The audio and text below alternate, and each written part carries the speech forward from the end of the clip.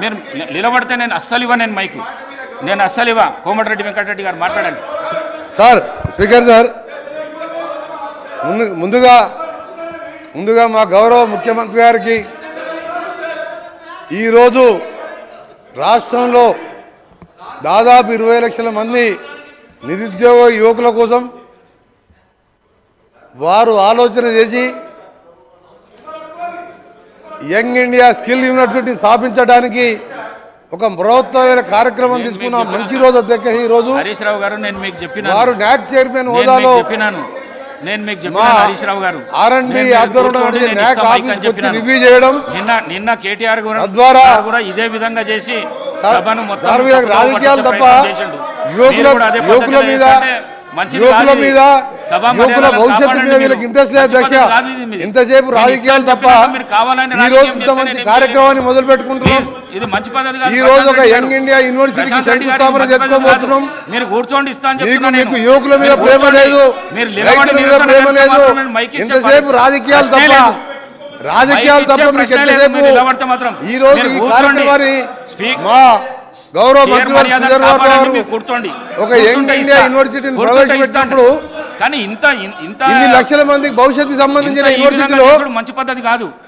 ఎప్పుడన్నా మీకు 10 ఏళ్ల ఆలోచన వచ్చిందా? ఎన్నిసార్లు రిక్వెస్ట్ ఈ నిరుద్యోగుల గురించి ఎప్పుడన్నా ఇలాంటి కార్యక్రమం చేయాలని ఆలోచన వచ్చిందా? మిస్టర్ కేటీఆర్ గారు, గౌరవ సభ్యులు కేటీఆర్ గారు ఆలోచించాలి. కేటీఆర్ గారు మీరు ఆలోచించాలి. మీరు ఎన్నో ఉపన్యాసాలు ఇచ్చారు, ఒత్తిడి తీసుకురాకండి, ఎన్నో కంపెనీలు వస్తున్నాయని చెప్పిండు. నిరుద్యోగ యువకుల గురించి ఎప్పుడైనా ఆలోచించారా మిస్టర్ కేటీఆర్ గారు? మహిళలను ఎందుకు ఇబ్బంది పెడుతున్నారు? ఈ రోజు ఆ మహిళలను ఎందుకు ఇబ్బంది పెడుతున్నారు మీరు?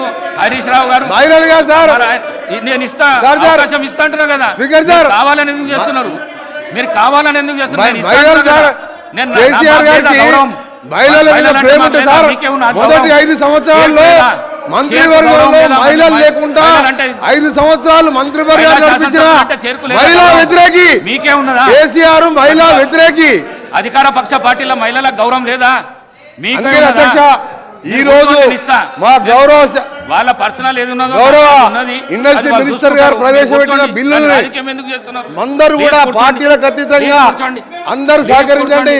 20 లక్షల మంది యువకులకు మా నాక్ నేషనల్ అకాడమీ ఆఫ్ కన్స్ట్రక్షన్ మా ఆర్ఎండ్బి శాఖ ద్వారా చేసే కార్యక్రమంతో పాటు ఒక యూనివర్సిటీనే దేశంలో 3వ యూనివర్సిటీ ఏర్పాటు చేయడానికి మా ముఖ్యమంత్రి గారు తీసుకున్న నిర్ణయం యువకులకు ఇవాళ వాళ్ళ భవిష్యత్తును మార్చే విధంగా ఒక మంచి కార్యక్రమం తీసుకోవడం. అధ్యక్ష, మీరు ఈరోజు మా మంత్రి గారు చెప్పారు, ఈరోజు ఇంజనీరింగ్ కోర్సు కానీ పాలిటెక్నిక్ ఐటీఐ చదివిన వాళ్ళు అకాడమిక్లో మంచి పర్సెంటేజ్తో పాస్ అయినా వాళ్ళకు నైపుణ్యం లేకపోవడంతో ఉద్యోగాల విషయంలో వాళ్ళకు అన్యాయం జరుగుతుందని చెప్పి ప్రభుత్వం ఆలోచించి ఈ నిర్ణయం తీసుకున్నాం.